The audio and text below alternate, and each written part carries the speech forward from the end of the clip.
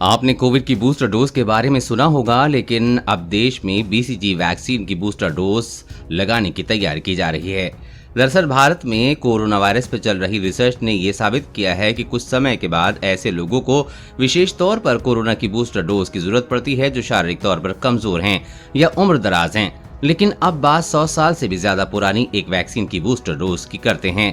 क्या बीसीजी का टीका नवजात को कोरोना से बचा सकता है?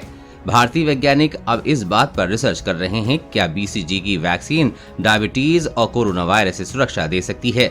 ये रिसर्च आईसीएमआर द्वारा किया जा रहा है। दरअसल इस रिसर्च का मुख्य मकसद तो ये देखना है कि क्या बीसीजी की बूस्टर डोज लगाने से ऐसे लोगों को टीबी से बचाया जा सकता है जिनके घर में टीबी का कोई मरीज मौजूद है। लेकिन रिसर्च में ये भी सामने आया है कि ये वैक्सीन डायबिटीज से भी सुरक्षा दे सकती है। भारत में की जा रही इस रिसर्च में इस पर भी शोध किया जाएगा कि क्या नवजात बच्चों को इम्यूनिटी देने वाली ये वैक्सीन डायबिटीज के साथ साथ कोरोना वायरस से भी बचा रही है। अगर ऐसा होता है तो ये बीसीजी की वैक्सीन कई बीमारियों की एक दवा साबित हो सकती है।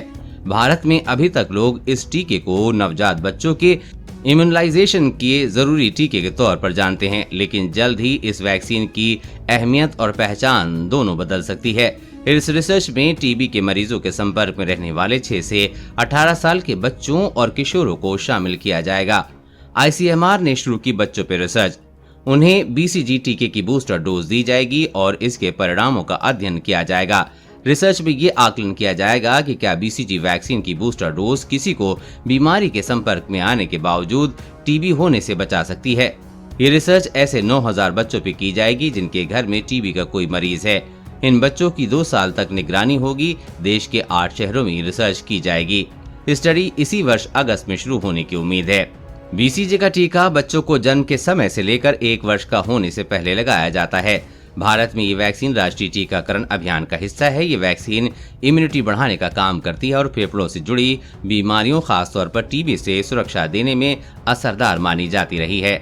देश और दुनिया की हर अपडेट पाने के लिए चैनल को सब्सक्राइब करें।